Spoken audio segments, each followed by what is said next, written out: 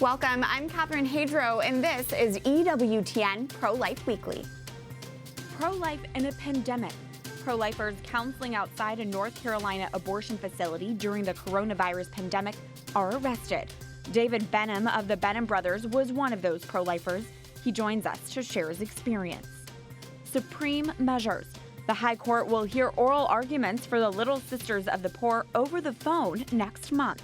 We discuss what that means for this important Supreme Court case and why. When does human life begin? There are a lot of misconceptions about the foster care system. You can't violate a person's rights just for the greater good of society. A new video project aims to answer all your pro-life questions.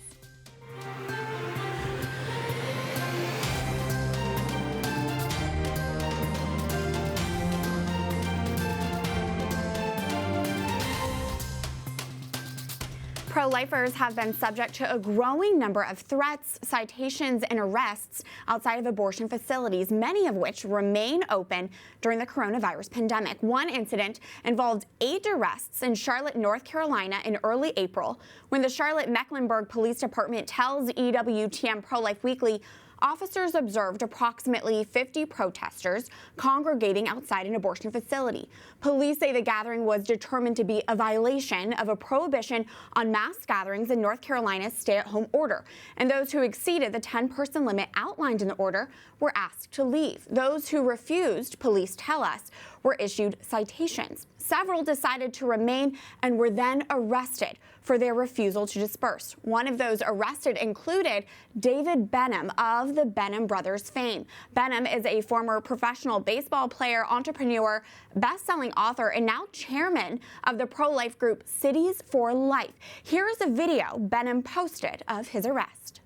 I appreciate you serving. I appreciate everything that you do for us. Yes, sir. But this is wrong, and you know it. You cannot tell us to leave. You know I am well within my constitutional authority to be here. You know that I'm. Yes, sir. It's in my vehicle. You know that we're doing the right thing. EWTN Pro-Life Weekly received this statement from Mecklenburg County's attorney, quote, "Under the appropriate circumstances, a government may place reasonable restrictions on constitutional rights. Under these circumstances, while the COVID-19 state of emergency and public health declarations are in place to reduce the further spread of the virus, it is reasonable to limit a person's freedom or movement to a gathering of no more than 10 people and a requirement that each person remains at least 6 feet apart to protect the public." David Benham, chairman of Cities for Life, who was arrested outside that Charlotte abortion facility, joins us now via Skype.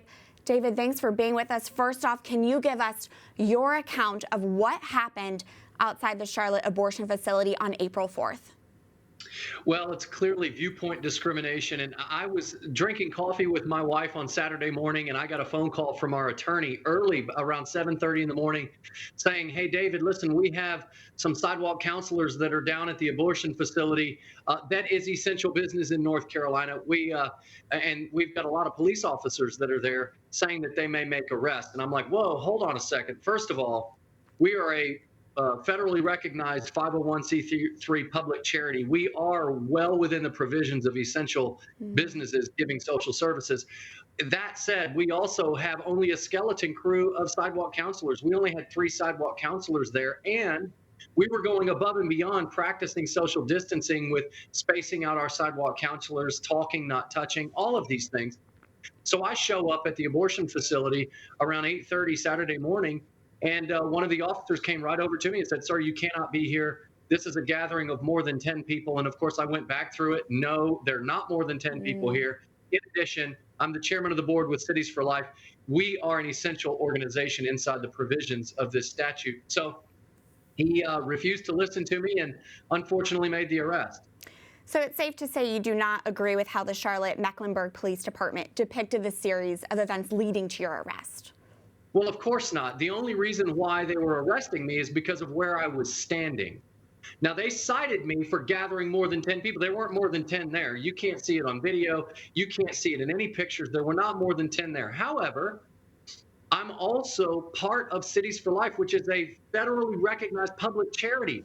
We have constitutional authority to be there. We don't even have to practice the COVID laws. In other words, if you looked inside of the abortion facility that day, you'd see 14 mothers, all of these people inside the waiting room. None of them were socially distanced, none of them. And you had cars in the parking lot. And yet, instead of going in there, and on the video, I said, officer, if you're stating that I'm breaking the law, they're breaking the law too. If you deem them as essential, we clearly are within our rights, and we're going above and beyond. We're even social distancing. And so they said, I'm sorry, we're going to place you under arrest. I mean, if you would have gone half a mile down the road from the local abortion facility, there was a Home Depot with 800 people there, and I'm only guessing 800. I mean, it was so many people. They're all standing in line, people holding pots and plants and mulch. That's an essential business. If you go a few miles down the road, ABC Liquor Store has a line wrapped around the store. Everybody's within 2 or 3 feet of each other. And yet they make the arrest in front of a local abortion clinic. It's viewpoint discrimination and it's government overreach. And they clearly are wrong. David, I want to expand on a point that you brought up. You are chairman of Cities for Life, a federally recognized 501c3 public charity. So what rights do you understand that provides you and your group to function during stay-at-home orders? Well, inside the provisions of both the local ordinance and the state statute, it says that 501c3 public charities are deemed essential if you're giving social services. Now, I'll say this. When a woman walks into an abortion facility and she walks out, she's got nothing. She's got no one to follow up, nothing. But guess who's there? Our ministry is there. Our organization is there. We've been doing this for 10 years. And we've had over 5,000 mothers choose the services. We connect them in with various ministries, from housing assistance, from adoption to medical services, baby showers, the whole 9 yards. These are all the social services. We even work hand in hand with the Department of Social Services in Mecklenburg County. We have a mentor network with Love Life Charlotte, which is another pro-life organization, of over 300 families that are offering mentor services and mentor offerings to all of these mothers that would choose life, and even those who chose to get an abortion and really need some support. So we are there. If they're going to go in to get an abortion, we have every right to continue our service offerings. In addition, we're going above and beyond and still practicing social distancing. And you can see all that on our videos and on our pictures. Senator Ted Cruz of Texas was quick to call your arrest unconstitutional, and he sent EWTN Pro-Life Weekly this statement, quote, "If abortion is essential, then other pregnancy services are essential too. David's arrest was a blatant double standard and, more importantly, unconstitutional. Democrat Governor Roy Cooper and other elected Democrats should stop abusing their power and discriminating against people of faith." David, what's your reaction to Senator Cruz's statement, and do you plan to pursue any legal action? Well, I really appreciate Senator Ted Cruz, and it's pretty awesome to see pastors and entrepreneurs, athletes, entertainers, and elected officials rallying to the cause of our constitutional rights. And it's also awesome that Senator Cruz is not only just talking about defending our rights, but he's also talking about our obligation to the unborn. It's our responsibility. And yeah, we are pursuing legal action. I hired the Alliance Defending Freedom. They are already on the case. We sent Mecklenburg County, which is the county in which Charlotte resides, the city of Charlotte resides. We sent them a stand-down order. We also we're talking with the city attorney, trying to speak some sense to them, saying you cannot target our sidewalk counselors. As a matter of fact, not only do we have the right to be there as a public charity, but we are practicing social distancing. So they have this whole narrative, and it's really frustrating. Sorry, I'm getting so passionate about it, but this whole narrative is a lie. They're working hand in hand with the Charlotte Observer that also swung at Ted Cruz, saying that Cruz was wrong and Benham is wrong. They said, the Charlotte Mecklenburg Police, unfortunately, as much as I love the men and women of blue, they're listening to the city attorney and the mayor's office and the governor here in North Carolina. But they said that I led a protest of 50 people protesting. They congregated.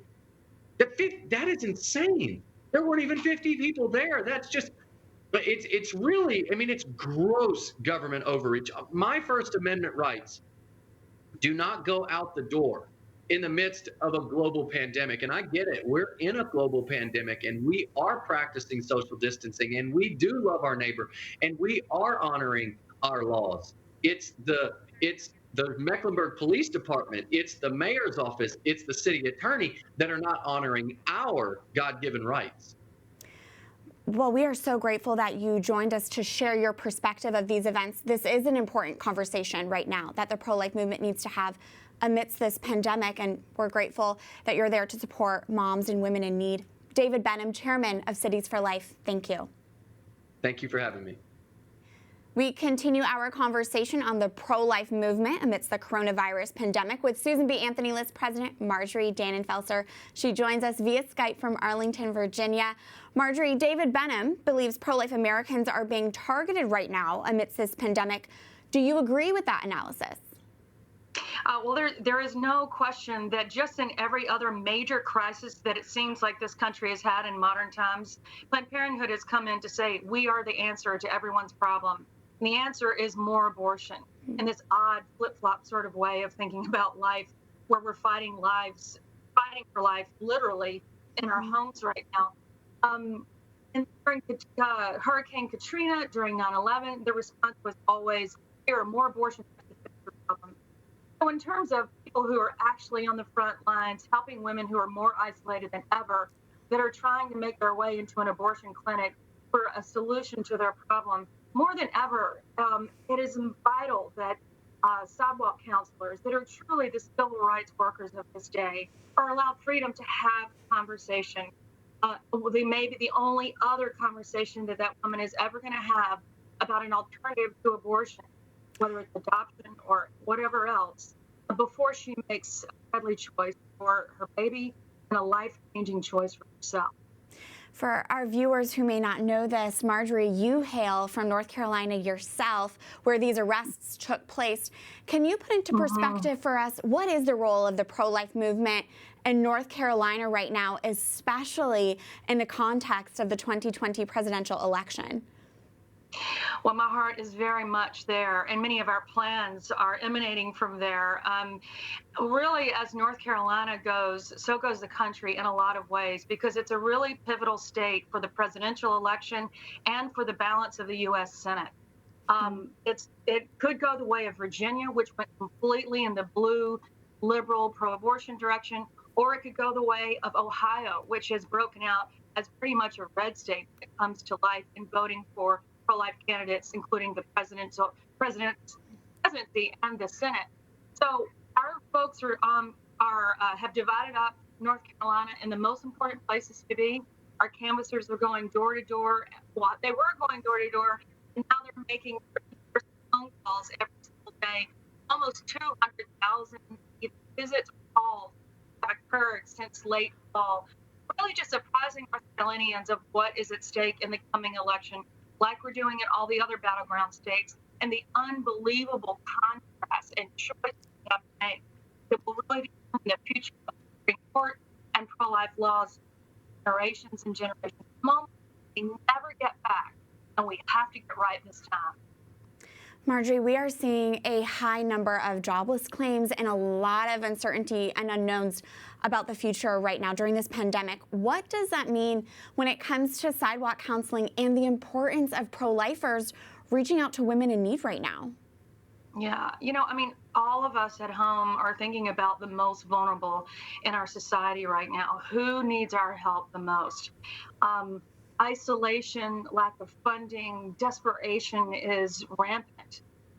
And there's no group of people who need that support and love and outreach more than a woman who's facing a crisis pregnancy, who is considering walking into a clinic and making one of the most difficult and worst choices that she could ever make in her life for her child and for her emotional, spiritual, and mental well-being.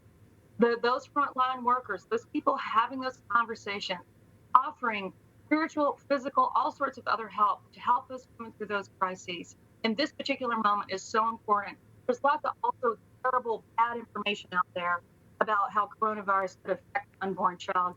Go on our website. We have a lot of good medical information, sbalist.org/coronavirus, about that, about medical situations. I'll just add this one thing. At this really desperate, isolated, awful moment, for many women that are suffering right now, what the Planned Parenthood community, so to speak, and the abortion community has done is tried to really build on that isolation and that desperation. What they, act like Florence Nightingale when they're really doubling down on their difficulty, trying to promote self-abortions at home through telemedicine and through Mifeprex, the self-abortion pill. Really using this moment to advocate for fetal tissue research, again, using the broken bodies of babies to try to work on research. So many places are taking advantage, and we need to be looking and watching because the wolf is at the door. Thank you for offering that hope and truth, and thanks for joining us. Marjorie Dannenfelser, president of the Susan B. Anthony List. Thanks for having me, Catherine. As the nation and the world fight the coronavirus pandemic right now, mass gatherings have been severely reduced or canceled. Several states have issued stay-home orders barring people from leaving their homes for non-essential activities. This has made pro-life outreach and sidewalk counseling more challenging today, even though it remains business as usual for most abortion facilities. As we've reported in this show, we've even seen David Benham and other pro-lifers arrested for their pro-life outreach outside an abortion facility. During these challenging times, we want to say thank you to those pro-lifers who are finding safe and innovative ways to stand for life. That brings us to this week's call to action. Go to ProLifeWeekly.com to sign our petition telling the Benham brothers and sidewalk counselors we support their important work. Once you get to our website and type in your information, you can add your name to our pro-life petition, and we will pass it along to brave sidewalk counselors across the country. We want to stand with our fellow pro-lifers as they bravely advocate for moms and unborn babies during this COVID-19 pandemic. Sign our petition by going to ProLifeWeekly.com. The Supreme Court announced this week it will hear oral arguments in the Little Sisters of the Poor case by phone next month due to the coronavirus pandemic. Oral arguments for the Little Sisters of the Poor versus the Commonwealth of Pennsylvania were initially scheduled for April 29th, but were postponed to May, quote, in keeping with public health guidance in response to COVID-19. The May oral arguments will now be held by teleconference, and the court will make live audio of the arguments available for the first time. The Little Sisters of the Poor, a Catholic order of nuns who serve the elderly poor, are still fighting a legal battle for their religious exemption from the Obama-era HHS contraceptive mandate. The Little Sisters won their first case at the Supreme Court in May 2016. Following their Supreme Court victory, both Pennsylvania and California filed suit against the Trump administration to take away the Little Sisters' exemption to the mandate. Montse Alvarado, the vice president and executive director of Becket, the group representing the Little Sisters, joins us now via Skype. Montse, thank you for being here. First off, can you walk us through why the Little Sisters find themselves at the Supreme Court again? Thanks so much, Catherine. Yes, so everyone knows the saga of the Little Sisters of the Poor and the great victory that they had in 2016 at the Supreme Court. The Supreme Court told the government and the Obama administration that they could not infringe on their religious liberty. They could not force them to provide these drugs and services in their employee health care plans. So they went back and changed their rules. And then state governments like Pennsylvania and Virginia came after the Little Sisters for their exemption. They came after them wanting to get rid of that and making some really outlandish statements saying that all religious exemptions were probably unconstitutional. So we're looking at some really big picture issues here, and the Supreme Court has decided that they're not only going to hear this case, but where they're going to do something unprecedented with it. They're going to make sure that they get their day in court in a timely way by providing telephonic arguments for the first time ever. I mean, that really is unprecedented, Montse. And how do you think this teleconference oral arguments is going to affect the case? This is a new landscape for all Supreme Court practitioners. At the Becket Fund for Religious Liberty, we are taking this very seriously. We know that we need to prepare to defend the sisters in the best way possible, and we're ready. And I don't know exactly what it's going to mean in terms of what it will look like. No one really knows because it's the first time that this ever happens, but they're going to get the best defense possible. And Montse, how does the fact that this is back at the Supreme Court impact the day-to-day work of the Little Sisters?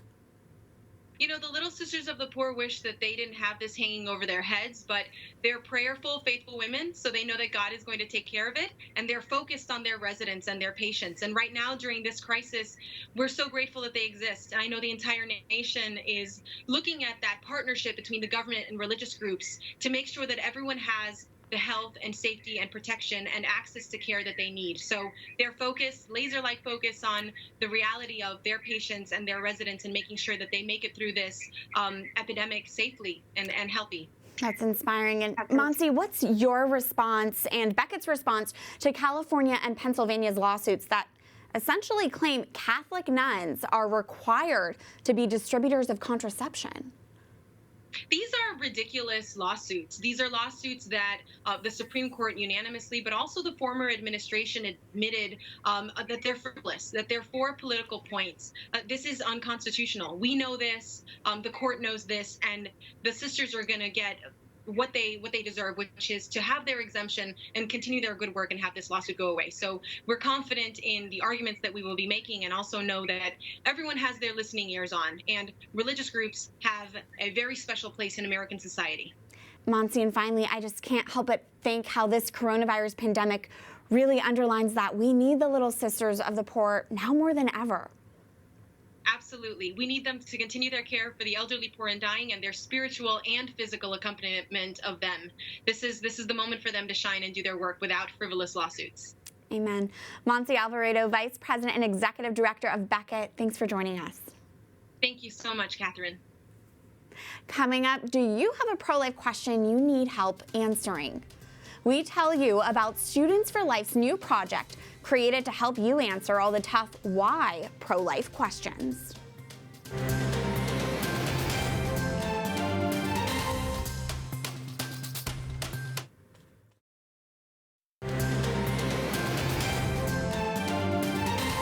Welcome back to EWTN Pro-Life Weekly. I'm Catherine Hadro. Virginia Governor Ralph Northam signed extreme abortion legislation on Good Friday. That is this week's Speak Out segment. As Christians observed our most solemn day on the calendar, Virginia's Governor Northam signed the so-called Reproductive Health Protection Act into law. This legislation repeals safety protections at abortion facilities, allows non-physicians to commit first trimester abortions, and removes informed consent measures, such as a mandatory ultrasound and the 24-hour waiting period prior to an abortion. In a statement, Northam said, "No more will legislators in Richmond, most of whom are men, be telling women what they should and should not be doing with their bodies. The Reproductive Health Protection Act will make women and families safer, and I'm proud to sign it into law."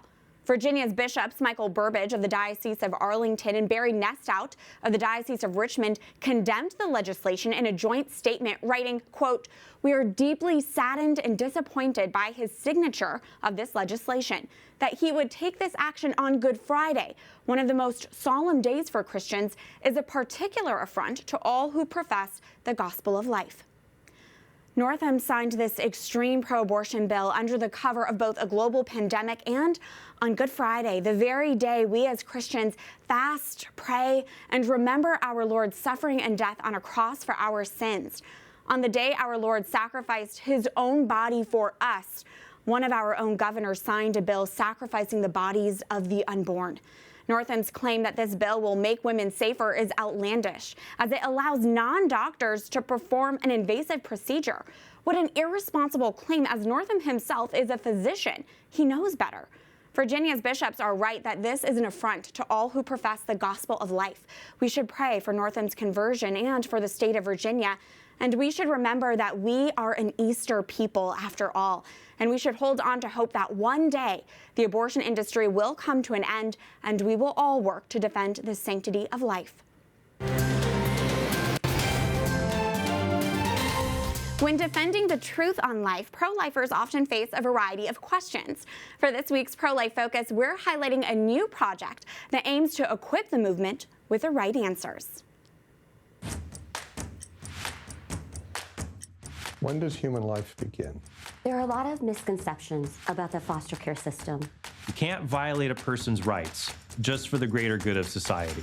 So how do we make our voices louder? Students for Life of America launched a new video series this month called Why? Each week, the pro-life group will release one new video that takes on either an apologetics item or addresses a pro-abortion objection for eliminating abortion. Students for Life found many young people struggle with answering the big why questions. This hard-hitting video series features the pro-life movement's top legislators, defenders, scientists, and more. There are familiar faces you might recognize, from Stephanie Gray to Trent Horn. The first why video tackled the question, why feminists exclude certain women from their movement. Here's Australian pro-life leader Rebecca Gosper with part of the response. We are the ones who are empowering pregnant and parenting students to finish their education. We're out there fighting for women's rights, for our unborn sisters. We are the ones who are truly pro-women. This new Project Y from Students for Life is a smart and innovative idea to serve the pro-life movement right now. There are a lot of hard, tough questions we face, but we have the truth on our side. And these bright minds and powerful speakers featured in the videos can better help you and others to defend our movement, hopefully with more confidence and ease. We have a responsibility to speak the truth, and my hope is this new video series will move more people from being pro-life believers to pro-life speakers. To stay up to date with the latest Why videos, just go to youtube.com/Students for Life. That does it for this edition of EWTN Pro-Life Weekly. I pray you all continue to be safe and healthy at home. We'd love to hear from you right now. If you have an idea, a question, or a comment, let's connect online. Find us on social media at EWTN Pro-Life. And you can always send us an email at prolifeweekly@ewtn.com. Until next week, remember, life is a gift. Your life is a gift. God bless.